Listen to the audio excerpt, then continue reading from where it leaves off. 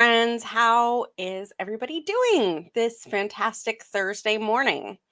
I hope y'all are ready to talk about sales, email marketing, getting comfy with sales, the crazy stories we tell ourselves about how much our products suck when they're really awesome. I guarantee you the things that are going through your head have also gone through my head. Let me pull up the chat here. Boop-a-doo. There we go. All right. So, sales is one of those topics that every blogger needs to talk about and nobody wants to think about. It's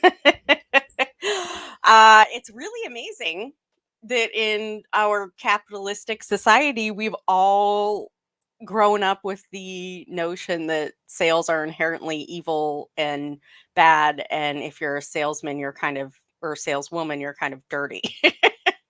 How'd that happen in this sales driven society we live in? I don't know. Hi, Facebook user. Oh, it's Amy. Hi, Amy. How are you this morning? So I asked what you guys are struggling with regarding sales, and you delivered. We're going to go over how to communicate your value to your readers or viewers, depending. So email marketing or your blog. Also, you should be adding in calls to action to your blog posts, or when you're selling live on social media, which I also have statistics about email versus social media for you. Oh, good. Rebecca's here. Hi, friend. So I'm sorry, I'm just reading through your guys' comments. Lisa says it feels so gross to me. I can rave about any other affiliate products, but selling my own UGG. Who can relate to that? Yeah, put a one in the chat if you can relate to that feeling. We kind of have to like trick ourselves, right? Like, what would I say about this product if it wasn't mine? And that's 100% true. It's so easy to rant and rave about a product we love that's not our own. But when we have our own product that is the same caliber or higher, we're like, ugh, like I feel weird ranting and raving about it. And especially because we are women and we are taught not to be boastful, not to toot our own horn. Even if we're not taught that inadvertently by our parents, I'm not saying our parents are sitting there going, don't ever be proud of yourself. But these messages get passed down to us, right? Culturally, we get that collective message that we as women are not supposed to be boastful. We're not supposed to go after what we want hard like a man would, and we are definitely not supposed to like give ourselves props when it's due. Well, that's bullshit. But even me, I was raised by a mother who is the opposite of that. She's a strong feminist woman, and I still collectively got the cultural message that it's really not okay for a woman to congratulate herself on something worth congratulating herself for. Of course, I have lots of book recommendations for you all. The first one is good morning, Melissa. How are you? Melissa, I saw your banana bread post this morning. It's looking good. I might have to make it. A lot of Melissa's recipes have become household favorites. So y'all check out Melissa's blog, Whisking Up Some Yum. Anyway, Lisa Sosovich, Meant for More. My office seems to have swallowed that book. It's in here somewhere. I don't know where. that is the book, y'all. That is the book that will help you if you look at your products and thinking about selling them makes you feel gross and icky. That's the book you need to read. It's a relatively quick read. And I feel like it really speaks to bloggers and the it's not made for bloggers, but I do feel like it speaks to the particular issues that bloggers have. Like, I made this thing and I know it's awesome, but I'm not a salesperson, right? We view ourselves as not salespeople, so I can't sell it. She flips that on its ear. She gets you to understand how you are constantly selling all day, every day in your current life, and you are. So she uses the example of getting your kids ready for school. How often do you have to sell getting ready for school? Every 30 seconds, right? Put on your socks, put on your socks, put on your socks. Why do I need to put on my socks? Then you sell why they need to put on your socks. Even if you don't have children, right? Taking care of a household, being in a relationship, having a friendship, and deciding what movie to go see. We are all selling something all of the time. That book will help you realize it. Last year we did it for book club. Remember last year we did a book club where we all read a book together. We read Meant for More. You guys want to do it again with the same book? I mean, I'm down. We were going to do a book like every quarter. It just never happened. It was too time consuming. But you guys let me know if you're interested. If you guys want to do Meant for More again, I could use a refresher. It would be certainly interesting to see how I've grown over the past year. Okay. We're also going to talk about how many times to email your list. How many times in general, and how many times do you email them on the day of a sale? Janet's interested. Whoop whoop. And how to talk / write about my product services without coming off like a sleazy used car salesman. Yes. And keeping the message simple. Love it. All right. So y'all know me. I've got a million statistic up my sleeve. I want to say that, can we talk about using social media posting during launches? Absolutely. Yeah. Do you have specific questions about it? I have a statistic around it. Are you uncomfortable with it, or are you more comfortable with that than you are with email marketing? I'm curious. Who would prefer to use social, and who would prefer to use email? Let me know in the chat. Because I have a statistic around here somewhere. Facebook, sorry. Oh, email is almost 40 times better at acquiring new customers than Facebook and Twitter. Yikes! That is a crazy statistic, right? New customers. Frequency and type. Oh, for social media posts. Yeah. That's interesting. Amy says, I do both, but I find email converts better. Yeah. Well, and for me, nothing converts like getting live on camera.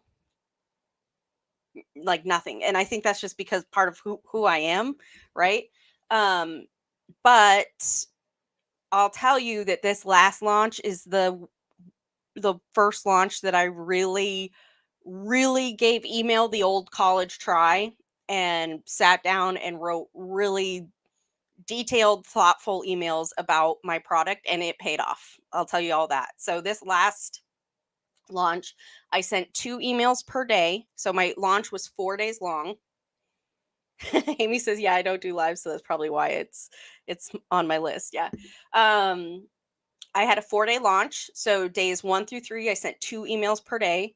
Plus on days 2, 3, and 4, I resent emails to people who hadn't opened them. And then on the last day, I sent 4 emails. And let me tell you a story.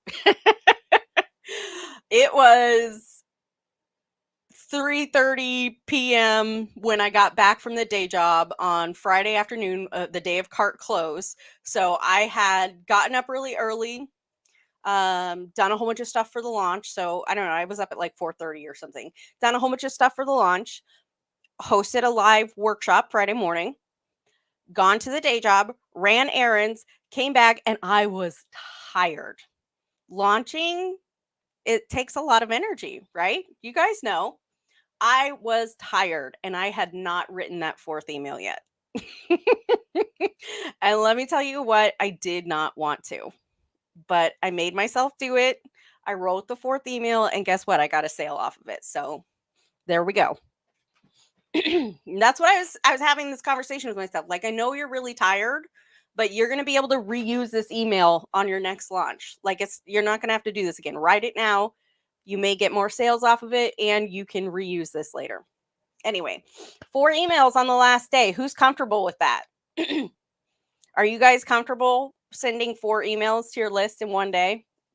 Let me know in the chat on a scale of 1 to 10 how comfortable that makes you. 1, it makes you want to throw up in your mouth a little bit, and 10, super comfy, no big deal. I am still not super comfy with it, but I am more comfy with it than ever. And I'm more comfy with it than ever because I have reframed the unsubs in my mind. The way I view unsubs now is when they unsub from my list, I am freeing them up to go find somebody who needs, like, who really fits their needs, and I'm freeing my time and energy up to help somebody else who really needs what I have. That's how I look at unsubs. And it's true, right? It's true. A lot of people, especially in my space, because I sell to other bloggers, they understand that launch week is going to be heavy on emails. I believe it was Rebecca that said that if she knows that somebody she follows is launching that week and she's already decided she doesn't want it, she doesn't need it, or maybe it's just not the right time, then she just kind of ignores their emails for a week. I do the same thing. I do that too. Oh, I keep freezing for you guys. Is that true? I did my first launch for a small course and sent one single email. I know better now though. Yeah. Um yeah, and when I did my first launch, yeah, I was terrified to send emails. I maybe sent one, I don't know. For some reason it's really easy for me to get on camera and talk about it, but it's not so much for me to write an email. See, we all have these weird little hangups, right? And here's what I want to say about these weird little hangups. If you don't work through them and do the shadow work, it will cap your sales and income as a blogger. There's no way around it. So, like Lisa said, basically, Lisa said without feedback, she doesn't know that her product's good, and I understand that. And I'm going to talk to you guys about methods of getting feedback on your products in a minute. Getting feedback is invaluable, but that will only take you so far because you're relying on an external source to validate the worth of your product. If you do not dig in and do the messy shadow work around why you feel icky when you sell your own products, it will cap your income. It's gonna take some journaling, y'all. It's gonna take having a lot of really tough conversations with yourself, and it's not just gonna be once. You're gonna have these conversations over and over and over and over. Rebecca says, I used to be a super quiet introvert. It wasn't until I did the inner work that I realized I'm a crazy outgoing introvert. Nice. I love that. I just have had 3 decades of not speaking, so I need to practice more and more. I'm comfortable on camera. I'm just not used to speaking it yet. Yeah. And I have a tip for you too. You were saying that you have trouble conveying the value of your offer verbally. So when you're on camera, something that helps me a lot is so let's say you're doing a workshop, right? And in the workshop, you transition at the very end to the sales portion of it where you're pitching your awesome thing. Having slides has helped me a lot because you guys know me. I'm like a errant off leash dog. I go on tangents. I get rambly. I have the ADHD squirrel brain all over the place. It's really easy, especially if you haven't pitched this verbally over and over and over and over. If you haven't pitched this particular thing over and over, it's really easy to get kind of lost in your messaging and be like, wait, what was I supposed to say about this? If you can do slides after your presentation that give you little prompts on what to talk about, that helps me a lot. So, you don't have to lay out all of your sales page copy. Just give yourself little nuggets, which is what a slideshow should be anyway, right? It should be bullet points, little nuggets. So do like a word that reminds you what to talk about and a GIF that goes along with it. And then just riff on that for a while. That's what's really helped me to stay on track. It's kind of like having an outline for your blog post, right? Little prompts to remember where you're going with this train of thought. That helped me enormously. And you can tell when I don't do it. If you go back and look at my sales videos, you can tell like my messaging is clearer and better when I am using slides that prompt me, especially when it's a newer something you haven't pitched over and over and over, right? Eventually, when you have launched and relaunched and relaunched and relaunched this product and you've talked about it 1 million times, you will be able to get up and riff on it no problem. You know your talking points, you know what your people are looking for, you know what they want to hear, and you will be able to naturally talk about it. But there's nothing wrong with falling back on slides, and it helps your audience, right? Remember, our brains process visuals something like 80,000 times faster or something. I can't remember the statistic, but having that visual there for them will help them as well. So you're helping yourself, you're helping your audience. Win, win, win, win, win. I love the winning. All right, let's talk about some statistics. 80% of sales require 5 follow-up calls after the meeting. 44% of sales reps give up after 1 follow-up. This is talking about people who sell like door to door, right? Traditional salespeople. Don't for a minute think that that means it doesn't apply to you as a blogger. 100% it does. When we signed up to be a blogger, we signed up to be an online salesperson, and most people don't realize that. Especially if you're making your own products. But even if you're selling affiliate products, you got to know how to sell it. So 80% of sales require 5 follow-up calls after the meeting. In our world, that means emails. It really does. So after our first meeting, somebody lands on our sales page, somebody lands on our blog post, they opt into our email list. We need to email them and touch their world 5 times. But I would argue even more because they're not opening every single email. Maybe your subject line doesn't resonate with that person and they miss an email. And yes, getting up on social media helps too. Right? That's another way to reach your people, to touch your people, to follow up with them. You are building the know, like, trust factor with them every single time you show up and you're in their world for a minute. Yeah, they don't open all of them. That's right. So, that really makes the funnel really important, and it makes lots of emails when you're launching extra important. 44% of sales rep give up after 1 follow up. That means they're leaving money on the table. That means they have decided, and again, this is my job. I'm going to present you guys with what I know, my experience, the statistics and all of that. You all get to make your own decisions. You're the boss, you are the CEO of your blogging biz. If you look at all this information and you decide I'm cool with leaving the income on the table, I'm going to sit back here where I'm comfortable sending 1 email. That is fine. It's your business. You do what you want, right? I am here to help you make an educated decision. That's it. So 44% of sales rep make the decision, either subconsciously or not, that they're not going to go back for that second try. And how many bloggers do you think do that? A lot. A lot, a lot, a lot. Most, I would say. Next, it takes an average of 8 cold call attempts to reach a prospect. I'm sure you guys have heard that before. Yeah, Janet says I need to learn how to get better at what I say in emails. That's my problem. Yeah, and it's just practice.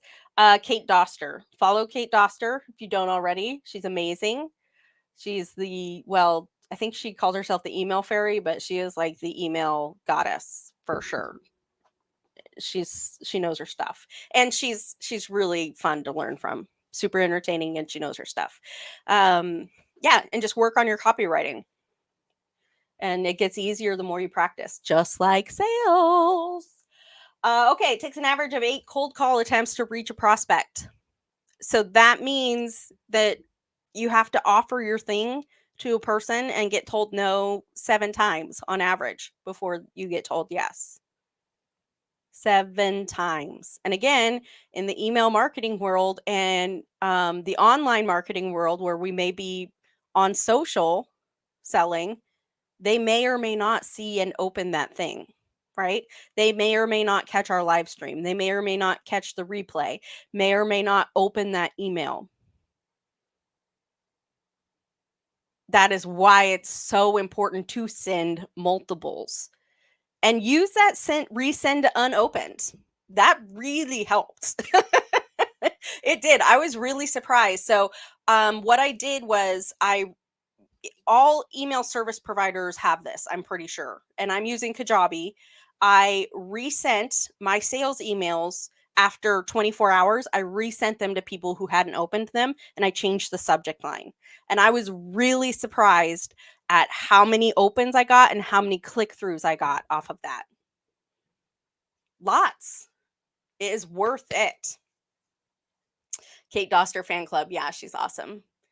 Nice. I've been following her for the last few weeks, thinking about buying her templates. They're great. Yeah, I have what's it called?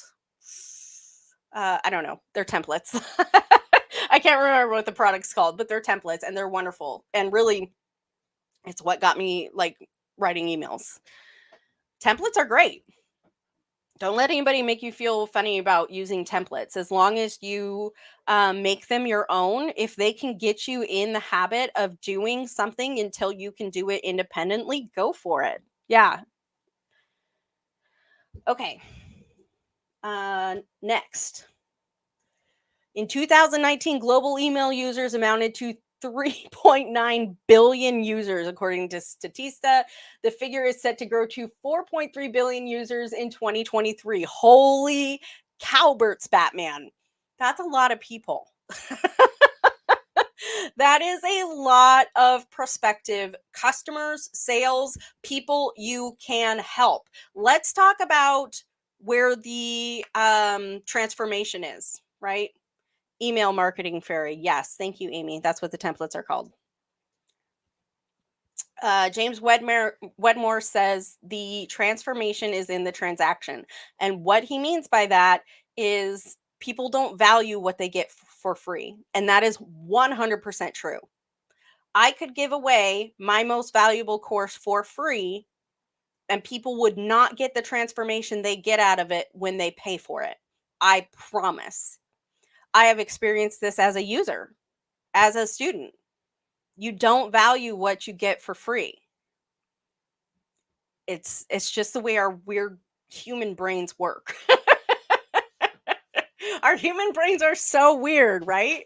Like, why would something be any less transformational logically if it was free or paid for? The transformation should be the same. The content doesn't change.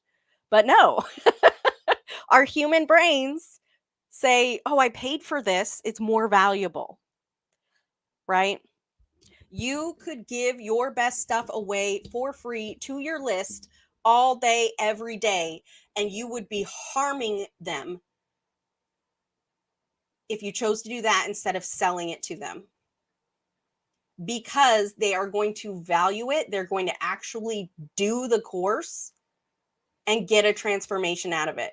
You cannot help people. Like, you will, along with capping and stunting your income, you will stunt and cap the amount of people you can help and the level of transformation you can get them if you are constantly undervaluing your stuff, if you are constantly giving it away for free. Yeah, Rebecca says it's so true. As I raise my prices, the transformations have increased. And the same for me. I put more effort when I pay when I pay more money. Yes, no, me too. Me too. And it's so weird, right? Logically, it doesn't make any sense. The content doesn't change. Our point of view changes. Willow says Mark Manson, Feeling Brain and Thinking Brain. Ooh, another book recommendation. I'm in. Okay. For every $1 you spend on email marketing, you can expect an average return of $42. That is nuts. 42 times your investment. That's crazy. That's a good statistic that shows that email marketing pays off, right? We all know that.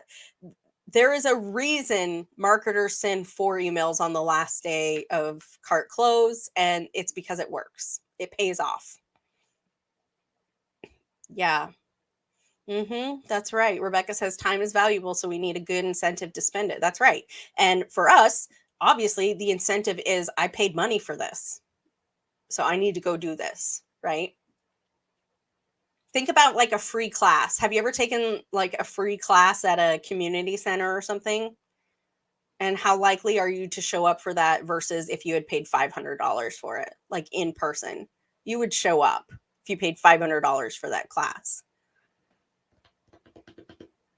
All right. I promise I'll stop throwing statistics at you guys eventually, but I just have so many. 49% this is from Statista, if you guys ever want to go find these. 49% of consumers said they would like to receive promotional emails from their favorite brands on a weekly basis. They would like to. Let me tell you, if they do not fall into the people who want to receive promotional emails from you, they're not your people. They are not ready for you to help them. If they are never going to buy from you, they're not your people. You can only help them so much. You will never be able to give them a massive transformation because they're not willing to put the scratch down, right?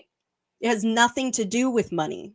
It has to do with how much effort they are actually willing to sink into this. If the problem actually is money and they don't have the money right now, chances are they'll probably stay on your list. I do that all the time. Bye, Amy. If I know it's on my list of like courses I want to take eventually, but I don't have time for it right now. And I know it would just be like sitting in my courses folder collecting dust and like looming over me like a guilt cloud. I'll stay on the list and buy later, right? Oh, that's awesome. Rashonda says someone emailed me this morning and said they'd like it if I sent 1 email a day. That is so awesome. What a great email to get. Rashonda, you're killing it. They love your emails.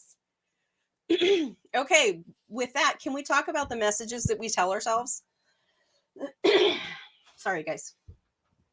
Like I said, you can rely on external feedback to get you where you need to go from now. But if you don't do the shadow work and get on top of your inner narrator, you will be putting a cap on your income and your growth as a business person. Tell yourself, people love getting my emails. Tell yourself, I write awesome emails. Tell yourself what I have to say and the transformation I have to give is worth paying for. Stop telling yourself that your stuff is icky. Something that helped me a lot was writing down these troll thoughts that I have in my head. So it was a little bit of shadow work journaling and then writing out the opposite on the other side. So that way, and do it before the troll thoughts come up. Sit down and actively think, what are the troll thoughts that I tell myself? I used to tell myself that telling people to go read my blog posts and my emails were cringy. What kind of story is that? First of all, no, it's not. Here, go read a free blog post that's going to help you. That's not cringy. Sit down and actively ask yourself, what are these stories? What are these mean girl things I say to myself? And then draw a line down the page, write the mean girl story on one side, write a rebuttal on the other side. So that way, when your mean girl has the microphone in your head, open it up and look at your rebuttals. You'll have them preloaded, ready to go. The antidote waiting there for you to combat that mean girl in your head. I send awesome emails. Say it with me, people. I send awesome emails. People love getting my emails. People love buying what I have to offer. What I have to offer is worth paying for. Nobody in here is making crap. If y'all were making crap, I wouldn't tell you to believe that. Everybody in here is making good stuff. I've seen it. Okay, let's talk about feedback. Okay, so here's what Lisa said specifically about sales. It's so gross to me. I can rave about any other affiliate products, but selling my own, ugh. It's why I took down all my sales pages and just do digital products on Shopify. Those feel less gross to me. So she's still selling her stuff. It's just in a shop format instead of a sales page format. And I have more confidence in them. And then I said, I can talk about this. I've seen your products. They're not gross. They're awesome. She does make awesome stuff. And then she said, I personally need feedback. And when I don't have it, I question everything. Who else is like that? Who needs like that positive feedback in order to feel like they have permission to like boast about their own products? I totally get that. 100%. And I can show you guys how to get feedback and how to encourage people to leave feedback. But again, we got to work around these stories we're telling ourselves. If we are constantly relying on external validation, it's going to hold us back. Yeah, Jenny says, I do. Yeah, I totally get that. Great feedback feels really good. But let me tell you something about feedback. When I ask for feedback, I get good reviews, I get testimonials, but I also get really, really helpful constructive criticism too. I love that so much because it's not necessarily easy as a student to leave constructive criticism, right?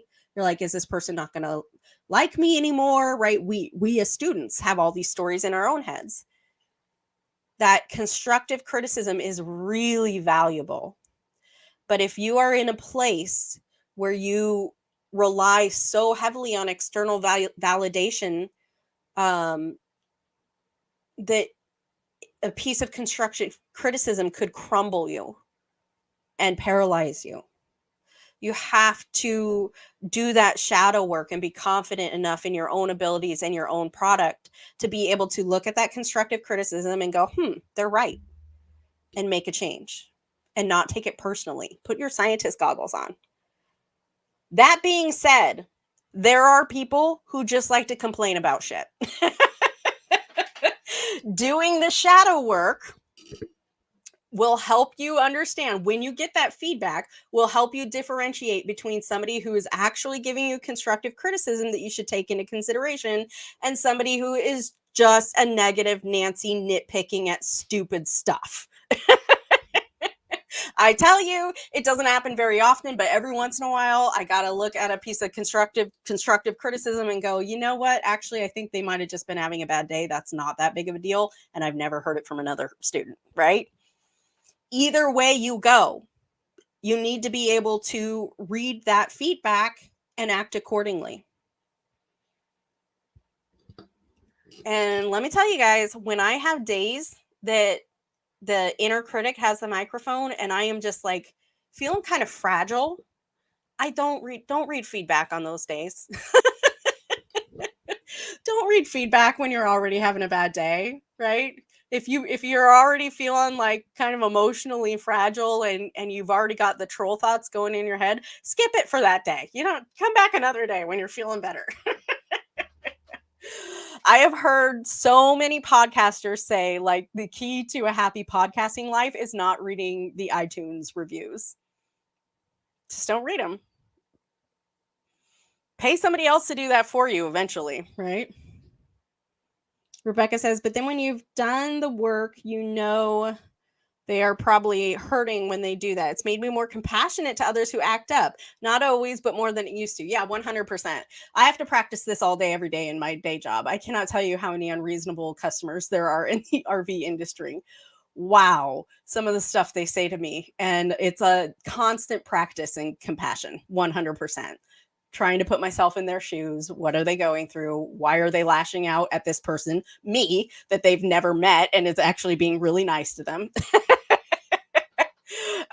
So yes, 100%. I totally feel you. But again, you have to do that work in order to be able to view it from a compassionate standpoint and not take it personally, right? To get that feedback and go, okay, this is constructive criticism. This is somebody just lashing out, and that has nothing to do with me, detaching from it, right? They're just being a negative Nancy. They're hurting their own little world. Got nothing to do with me. You got to be able to detach from that. It's really easy to take it personally. Okay, so let's talk about how to actually get feedback. Do you guys solicit feedback from your customers? Let me know in the chat if you do. And how do you guys do it? How do you get feedback from your customers? Let me know. I use Google Forms. Free, incredibly easy, super user-friendly. User-friendly means people are more likely to do it. Willow says every time. How do you solicit feedback from your customers? All right, I have some statistics for you. Salespeople who actively seek out and use referrals earn 4 to 5 times more than those who don't. In our world, yeah, Rebecca uses Google Forms too. In our world, referrals mean testimonials, mean feedback from your customers. They earn 4 to 5 times more than people who don't. Holy cowbirds. Quadruple your income? Yes, please. Willow says, for freelancing, I send personalized email. Well, what they feel is a personalized email. Yes, right. So you have like a template and you personalize it for them. Absolutely. That's great. 91% of customers say they'd give referrals. Only 11% of salespeople ask for them. 11%. No. Ask your customers for their feedback. Ask, why didn't you buy? You can ask them for feedback after a launch. Send an email to your list, quick little Google form or whatever. I think in Kajabi, you can even do it straight in the email. Can you tell me real quick, why didn't you buy? Thanks. So, the proof is in the pudding. Reach out, get that feedback, get those testimonials, and quadruple your income. Testimonials are the most important part of a sales page. I mean, that's up for debate, but I don't know. I would say it's definitely one of the most important parts. Oh, nice. Right on. Willow says, I also offered to let them answer on Voxer or on Zoom with me. Voxer is like a walkie-talkie for the internet, right? Where they just send you a voice memo. I've never used it. Okay. So yeah, build something in Google Forms. It's really easy. And then send people the link. How do you get them to participate, though? You can do a giveaway. And this is something I will be implementing in the future. I have used giveaways as incentive for people to do all sorts of stuff in my community. Usually I do mugs. My community loves mugs. I love mugs. I get it. I get mugs custom printed over at printedmint.com. It's amazing. I love it. I can really quickly make something on Canva and then turn it into a mug. It takes like 15 minutes. It's amazing. And they'll even send it for you if you want them to. So you could say, You could put, a wrap up at the end of your course that has something that says along the lines of give feedback and win a free mug or t-shirt or whatever it is you're raffling. Win a free, maybe you have a really cool workshop that you can give them as a bonus, right? And then they could get it. If it's a digital product, you could just give it to everybody if you wanted to, right? So just make it clear. This is where it gets kind of hinky. I would make it clear, regardless of what your feedback is, positive or negative, you will be entered to win, right? Or if it's a digital product you're giving to everybody who submits feedback to you, regardless of whether the feedback is negative or positive, you will get this thing. If it's a physical product, I would make it like enter to win, and then you're going to have like one drawing a month or something, where one person a month wins a mug. Give them some sort of incentive to complete this for you. And you know your audience. What do they want? Another way is to open an affiliate program. So a great way to hear what people like about your product is to have them sell it for you. Right? Have them sell it for you, and you will hear them say what they love about it. Open up an affiliate program for that baby. Most places make affiliate programs pretty easy. Teachable does, Kajabi does, Thrivecart. Yeah, it's pretty easy. Okay, Janet said for me about how many times to email them either for course products that I have for sale or running a special for. Okay, so last week you guys saw me refer to this. I'm going to show you guys. Boopy-doo, where is it? Refer to this study that Matt McWilliams did. How do you find affiliates to sell your course? I do students, current students. So I do have an affiliate program coming soon. But that's what most people do, Janet, is people who have gone through the program or used the product, offer them the opportunity to become an affiliate for you. Yeah, Rebecca says right now I just allow students. I feel like for courses and things like that, like it really does, if somebody's going to be an affiliate, it makes sense for it to be a student, right? Because how can somebody who hasn't taken the course really speak to its effectiveness? Okay, I was trying to pull up that thing from Matt McWilliams. Where is it? What do you guys think I did with it? Oh, shoot, Kelly. Did I exit out of it? I might have.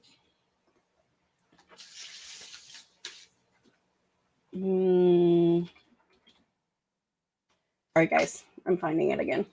Here we go. I found it. I did it, you guys.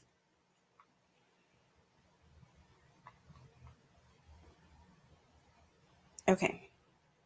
Add to stream. Let's pull this over here. Okay. So Matt McWilliams did a study, and he studied 341 emails, 13 bonus pages, more spreadsheets and graphs than he cares to tell. Ultimately, the success of a launch came down to 5 things. Here they are in order of impact. Number 1, frequency of emails in the last 48 hours. That had the most impact over anything else. Number 2, bonuses offers. Number 3, traffic sent to end of launch webinar, AMA, or live stream. Number 4, length of cart close emails. Number 5, the X factor. I will link out to this in the group. Actually, I can drop it in the chat right now. And you guys go check it out. It's a great article. But let's see what he has to say about the frequency of emails in the last 48 hours.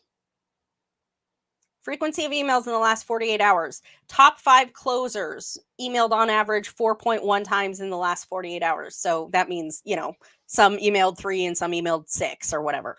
The other 5, 1.5 times in the last 48 hours. The number of times an affiliate emailed in the last 48 and especially 24 hours was the number one factor. Why you should email 4 times on cart close day. So here was the result of his own test he ran. 2 times on cart close day, $4,790 generated. 3 times, $6,209 generated. 4 times, $9,437 generated.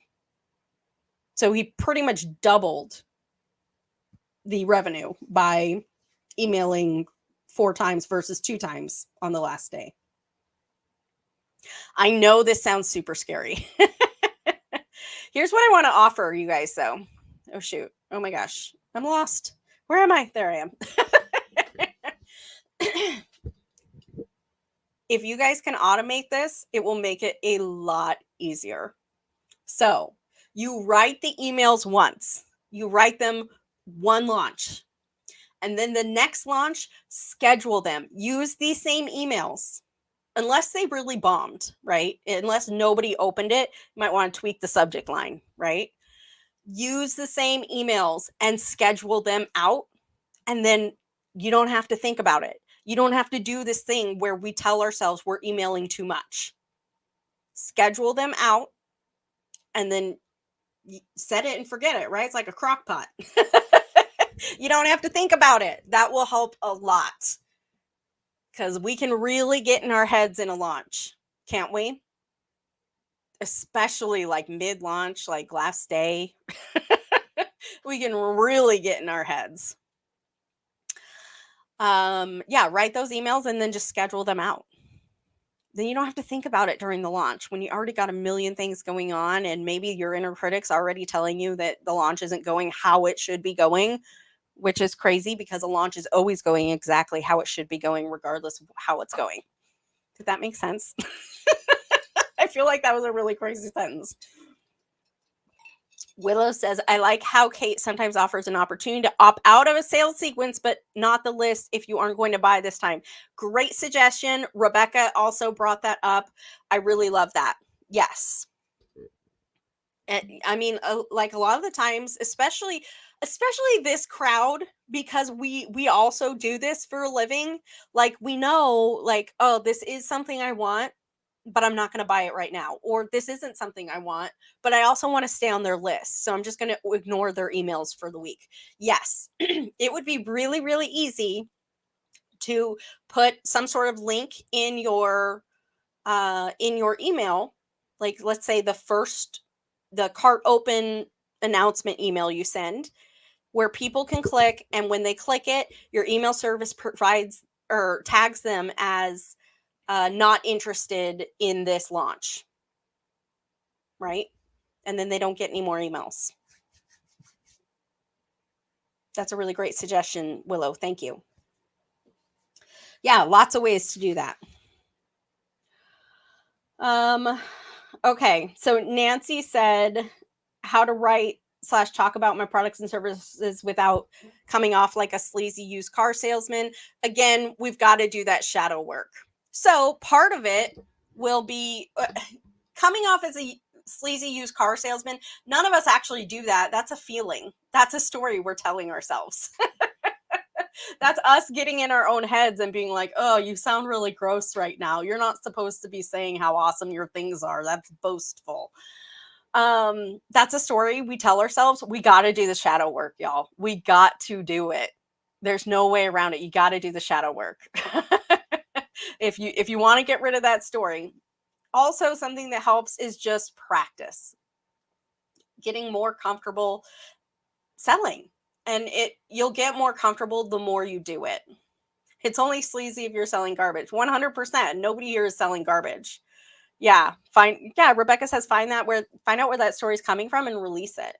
I can tell you I was raised with all sorts of weird stories around selling. My dad used to say all the time, the only good salesman is a dead one. I know that sounds horrible, but he said it in like a jokey way. My dad's pretty much me. Very jovial and jokey. I know that sounds terrible, and then my mother to this day rails against solicitors. Holy cow. She does not like solicitors. So I was raised with lots and lots of negative stories around selling. And here I am. Look at me, guys. I'm making money online. If I can do it, you can do it. I'm telling you. It does take a lot of really intentional work. Um part of the not feeling like a sleazy used car salesman can also be helped by copywriting. So writing out your sales pages, because what your sales pages force you to do is really look at and evaluate how your product helps people. Because you have to convey that to people on your sales page, right? Review your sales page before you write your email. Review your sales page before you go live, if that helps you. Like I said, if you're going live and you want to talk about your products and services, put it on a slideshow. Give yourself little prompts. Again, don't take all your sales copy and plop it on one slide. Just give yourself little bullet point prompts of what to talk about. It will help you get clear on your messaging. And remind yourself, like, this really does help. Sometimes you got to go back and you got to read those testimonials to remind yourself, like, oh yeah, this does help people. I remember. and that will help with, Melissa said, keeping the message / selling simple. That will help with that too. Being clear on your message and how it helps. Just being clear on how your product helps people. What transformation does it get them? Specific. What specific transformation does it get them? So instead of saying something like, you won't be overwhelmed anymore as a new busy mom, say something like, no more piles of laundry and dirty dishes weighing on you and making you feel guilty, right? Be super ultra specific. That was a lot. Let me make sure I have all of my statistics here written down. Yeah. Okay. Yeah, I talked to you guys about all of them. So now you guys know what I have to say about sales. Take it or leave it. Do what you want with it. You don't have to do all this stuff overnight. I didn't. I didn't come out the gate sending 4 emails on the day of cart close. I didn't even come out the gate sending 4 emails on my entire launch. I think my first launch I sent 2. And as I have sent more, my revenue has gone up and to the right, friends. Or I guess for you guys, it would be this. I don't know. I always get confused about the mirror effect. Up and to the right, right? Right? Up and to the right. That's where we want our revenue to go. Money is not bad. Faith Mariah says all the time, money in the hands of good women does good for this world. That is 100% true. And y'all are good. I don't let not good people in here. This is a sacred space for us, right? This is a safe space. The amount of revenue you are able to bring in will directly affect the amount of people you are able to help. And that's not just some bullshit line. It's not. I challenge you to really think, if I was making $100,000 a year, how many more people could I help than I'm helping right now? If you're making $100,000 a year, you can run Facebook ads. Well, you can run it for when you're making much, much less. But let's just say you can run Facebook ads. You can reach more people. You can help more people. It's a win-win. It really is. In this industry we're in, helping people, helping more people goes hand in hand with revenue. It helps us, it helps them. So, friends, how's everybody feeling about sales? How are we all feeling?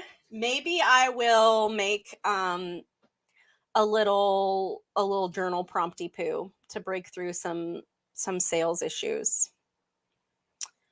Rashonda says, I added a fourth email to my flash sale and an extra day only feels weird for a minute. Yep. Just do it and move on. I love that. By the time they actually go out, I've forgotten about it. Yes. Schedule them out and then forget about it. Set it and forget it. Crockpot that shit, man. Yes. The more you make, the more people you're helping, and potentially the more those people are helping in some way. 100%. 100%. You think that doesn't have a ripple effect? It does. It has a ripple effect. You help somebody else, they are better to help somebody else. That person's better to help somebody else. Ripple effect for sure. Oh, look, somebody said ripple effect. It was Rebecca. Love you lots too, Willow. See ya. Okay. And then, yeah, let me know if you guys want to do, we could do a refresher book club on Meant for More by Lisa Sosovich. I don't know. Would you guys want to do it this quarter or next quarter? Because this quarter has Christmas and all that stuff. I can't remember. I think we did it this quarter last year. And then I was like, I'm going to do a book club every quarter. And then it just ended up not being realistic. Sorry. We could do Meant for More again. It is a wonderful book. Or we could do something else. I don't know. I'll take a poll in the group. You guys let me know. Friends, thank you so much for showing up for this conversation. I will say it again. You'll hear me say it all the time. This is not a cult. If you disagree with me, you are welcome to voice that opinion. I will not attack you. I will not take it personally. You are allowed to disagree with me, and I welcome that open discussion in our group as long as it's like respectful and nice, which it always is in our group. You guys are amazing. I welcome that. This is a place to ask the tough questions and have these tough conversations, right? We're going to do this shadow work together. Woo! So, if anything came up with you in this live stream, let me know in the group. We will talk about it. I'll put together some resources for you guys for doing the sales shadow work. Let's do this. So stay tuned in the next couple days. Thank you guys so much for being here and being brave and talking about sales with me. I really appreciate it. I hope you have a great Thursday, and I'll see you soon. Bye.